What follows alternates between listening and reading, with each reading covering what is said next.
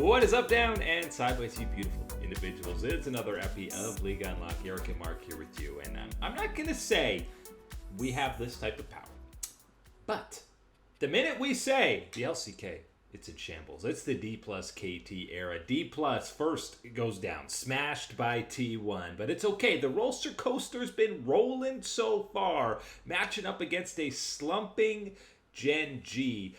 And I got a hunch Arnold and the boys have been reading comments online because GenG looked angry on the day and made KT Rolster look like they were trying to get through their promos to get into the LCK, and they did not pass the test as they get completely smashed on the day.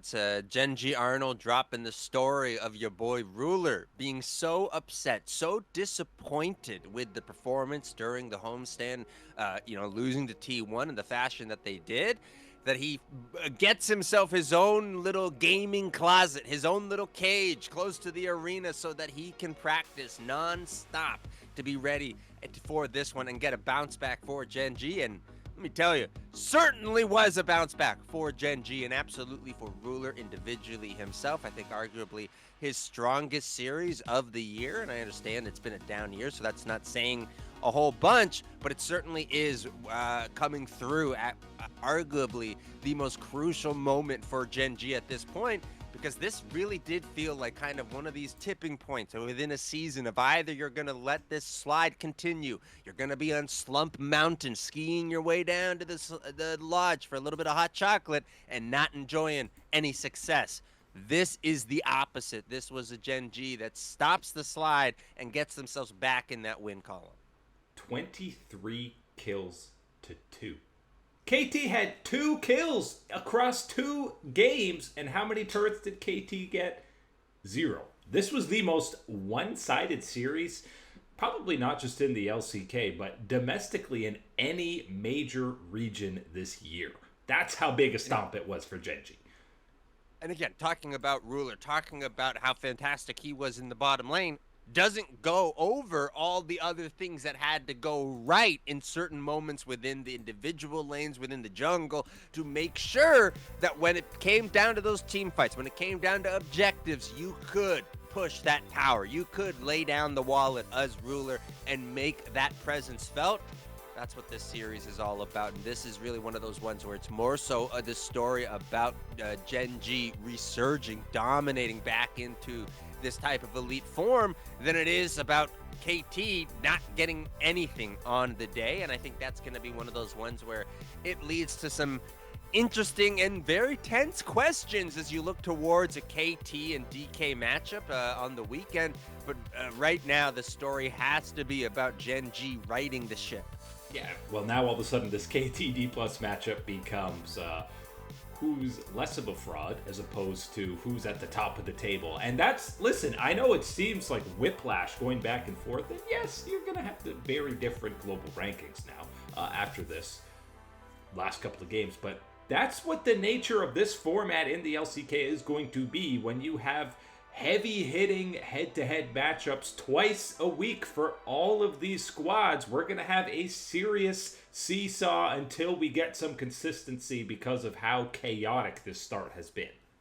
Yeah, the only way you're going to get that consistency is if one of these squads elevates from a great to an excellent tier of League of Legends type of thing, really exceptional and separating themselves from this pack of the very top teams in the region. That doesn't seem very likely because of how well teams are playing, because of when you look at the winners on the day, all the positive things they're doing. It's hard to envision one team, inhabiting all those characteristics, all those check marks all the time in this type of tier. So I think that, again, we are going to see that seesaw, that up and down for so many of these squads. And I think the real indication of whether we are going to maybe have one of these teams rise up above the rest of them, or it is going to be this constant shuffling of the pack, is going to be this weekend leading into, I think, a little bit of next week. You can look at the LCK, and again, if this continues to go on, you're still talking about trading around wins, one team stepping up and stepping over the other on the day and then getting stepped on the very next. That's just how things seem to be in this LCK tier, but very much so. Keep that eye on that DK and KT series, because I'll tell you, aside from all of them, that one is going to tell us the story of not only who is bouncing back, who is getting themselves more so kind of stopping the bleeding situation, but also whether it's a really contested, really competitive series of if these two are going to be still within that group of the LCK that is kind of swapping around power, swapping around the win column. And again, friendly reminder, with the DN Supers getting a much needed win this week, the longest active losing streak in the LCK right now is Hanwha Life Esports. That's right. More than anybody in the Rise group. And that's, there's so many question marks with KTD plus GenG T1 finding form again. We haven't even touched on Hanwha, with what all these results mean for them. That's kind of the other wild thing, that this has all been going on at that top tier, top end of the LCK. So of course we're talking about that, but that doesn't mean that what's been going on down in the Rise group hasn't been bad, has been good, or whatever. We've seen these teams find a way to be entertaining and have these type of back and forths and have this be truly one of these most unpredictable seasons in the LCK in recent memory. It's been more predictable in the LPL, but the results lately, we already talked about Game of Throws, huge gold leads being lost in the last episode, and that continued today at the heavy hitting top of the table. We got the showdown between the top two squads, Top Esports, BLG. Obviously, this hasn't been much of a rivalry. It's primarily just been Billy beating up on Lil Bro. That is Top Esports, and that looked like the case in Game 1 as they danced their way to an 8K gold lead, and then even in a 4v5 with Tien dead, Top Esports finds a couple team fights to get back into this, and you quickly see an 8,000 gold lead evaporate as Top Esports complete the comeback. And Game 2 is cooked after you lose 100%. Game 1 in that fashion. Yes, Top Esports coming on through with the dominant, clean, more or less, outside of obviously giving up that 8K gold lead, which is anything but clean. It was a clean game too, that's for sure. Very much, and this is Top Esports stepping away on the day with a super needed win for them to not only, again, positionally in the LPL, this is going to give a very significant stature of having them be the top team in the region, where even I don't think a lot of people would go that far as even in a power ranking situation. So good for Top Esports, but this is one of those ones where really getting this answer and in such fashion against BLG can reinstall some of that faith, which is still going to be one of those ones that can't be fully tested, can't be fully implemented, can't be all on board from everybody until it's happening on the international stage. But to get this done here still in the LPL, get yourself in that position as that top team, these things matter. And absolutely got to give credit over to the boys and Top Esports and how they did that. I do not have on my bingo card that your boy Cream would be bodying Knight in this series, and he would be doing it on the Ahri and on the Akali. Yeah, this is maybe the only LPL series this year that you're saying Knight got outplayed in the direct head-to-head mid-lane matchup. He in the final team fight on the Lissandra gets blown up, but he was fine before that. But Cream had some insane Ahri charms throughout this game, and really the young top lane matchup in this set. Xueon, he starts 3-6 on this Rumble, and you're going, he kind of got slapped around.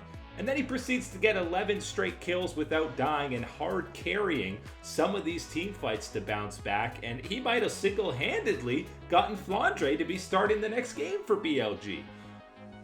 And it's one of those impressive type of resiliences that you rarely get to see from a young player, right? Whether it's either going so poorly or it's not even in the mega negative category, but you're not getting any real traction. You're not building yourself up in any type of way to get these plays, to make this happen here in this one. And again, with all that attention, especially towards that top side of BLG and how things are going to go, getting this result for you is a pretty good one to put in your little cap to carry on as top esports. Yeah, power rankings aside, they got 2 less losses than BLG and now the head-to-head. So yes, top esports at the moment are the number 1 team in the LPL, and there's no arguing it when you look purely at the record.